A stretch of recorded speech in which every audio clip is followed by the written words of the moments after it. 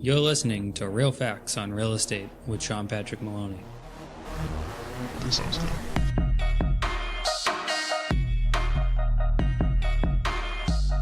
Welcome to episode 2, Becoming the Authority in Real Estate. I'm your host, Sean Patrick Maloney. Thanks for joining me this week. Last week we spoke about getting a license and all the steps needed to be taken to make sure that you're going to be ready to be an agent, you're going to be insured, and you're going to get your business going. During that process, we also talked about some marketing, with one piece being circle of influence.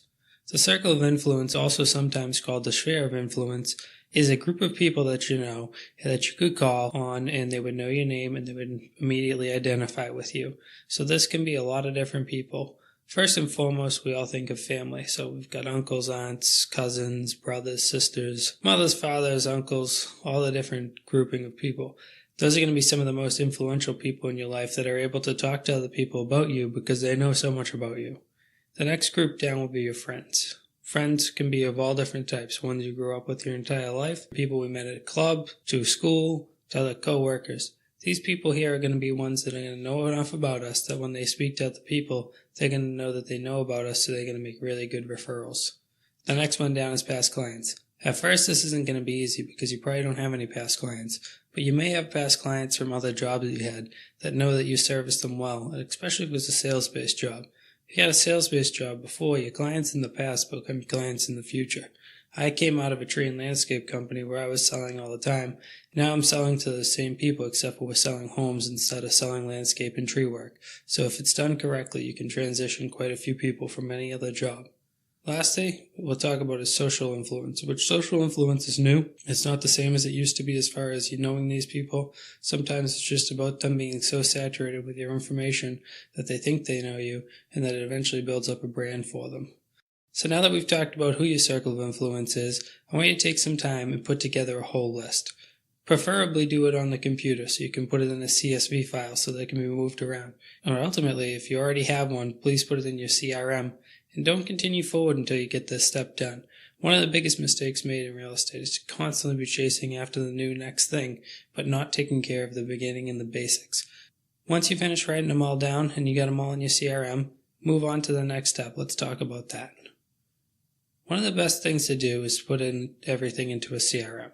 The reason being is once you have all these contacts in, you can set points and reminders throughout the entire year.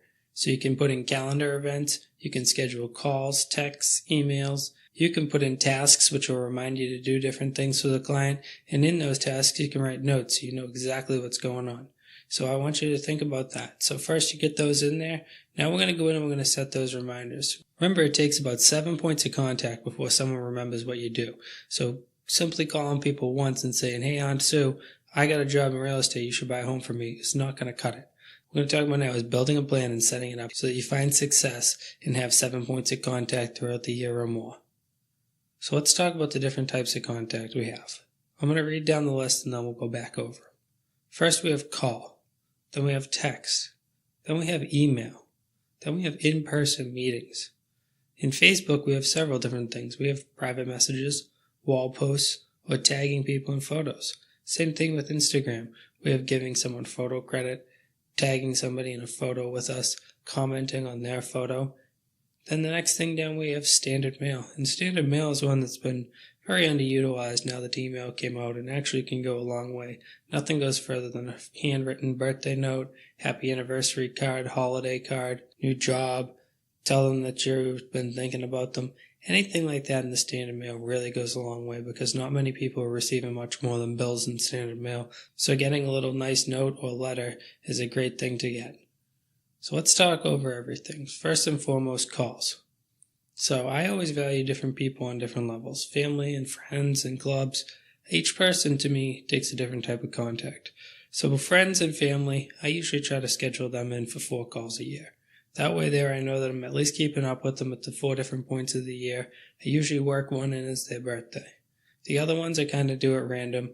I like to do it so that I have a balanced workload throughout the entire week by putting in different dates and different times for different people. So that way there I'm always making calls every day, except for they're not all stacked up.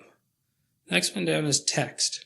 Text is pretty heavily underutilized. Text is always read. Whether they reply back or not, they always are at least checking it to see what it is.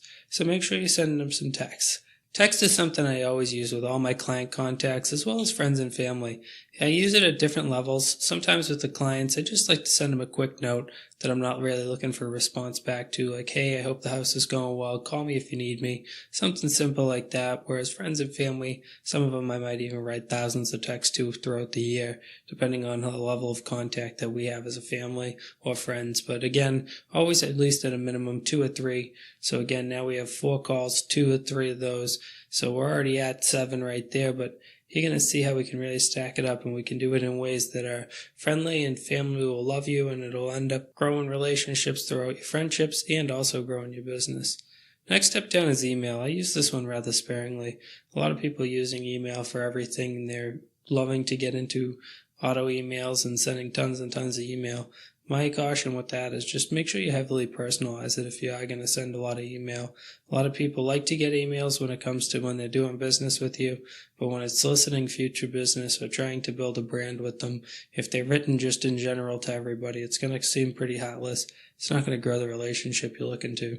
If you want to use email, just make sure you write an individual email to the person and let them know that you're really there and you're really talking directly to them. Usually the best way to do that is to write in something that highly personalizes it, like last time we saw you, we saw that, or how's your kid doing? I heard that they were going to a new school. Something that they make them know that you actually listened and that you know who they are. The next one down, in-person meetings.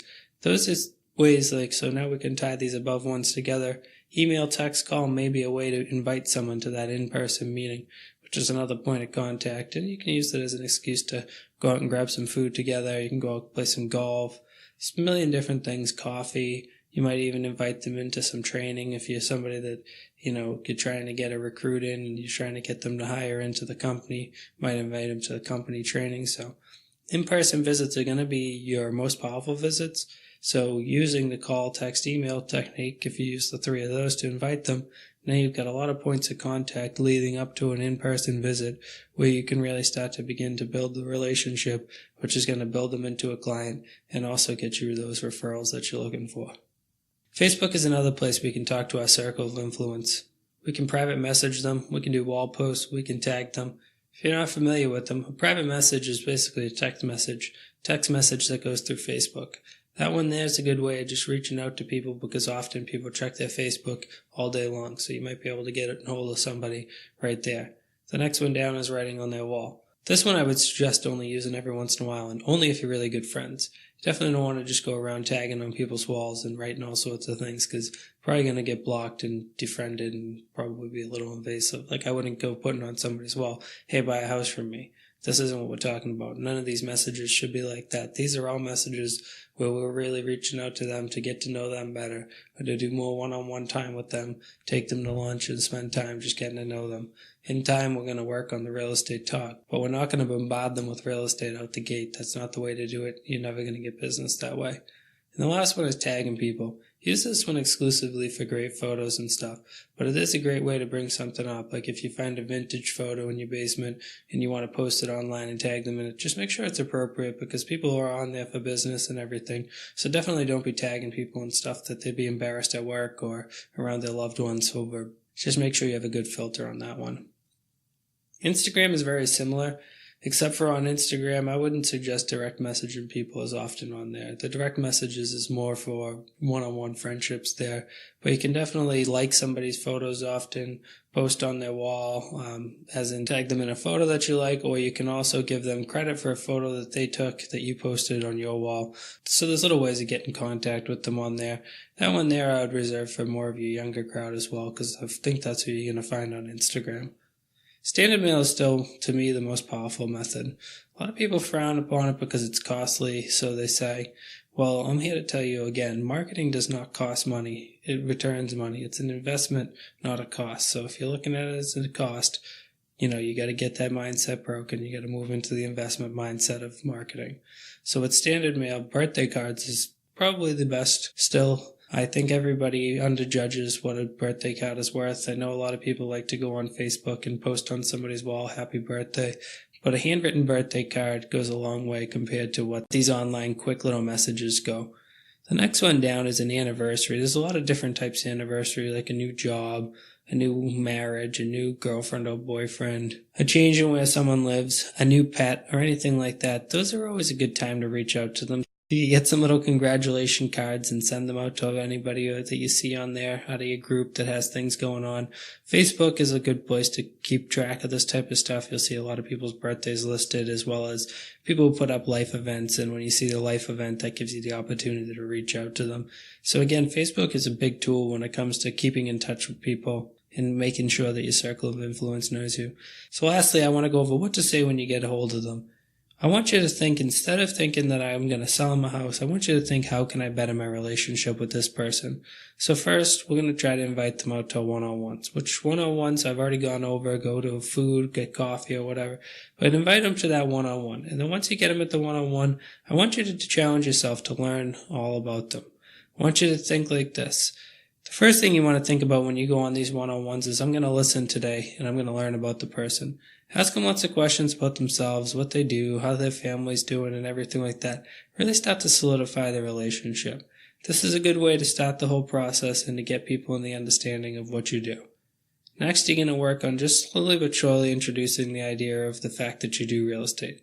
Tell them little things about different deals you have going on. Talk about new listings that you possibly have coming up. And don't feel bad about asking for a referral. This is a good time to ask somebody for a referral. As you build the relationship, the person that has you ask for referrals will give you referrals. They may not give you a referral out day one, but they'll have the understanding because, again, that rule of 7, we're going to have said referrals so many times to them by the time we develop this relationship that they also are going to produce referrals. Not only are they going to be clients, but they're also going to be referral-bearing clients, which is the best type of client we can get in real estate. Now that we've talked heavily about the circle of influence, how to build it and everything, next week we're going to dive deep into how to market better to existing clients and where to go and how to do it for free. Thanks for joining us this week. Make sure to join us every week. Follow us here for weekly updates on how to be a better real estate agent. We'll see you next week.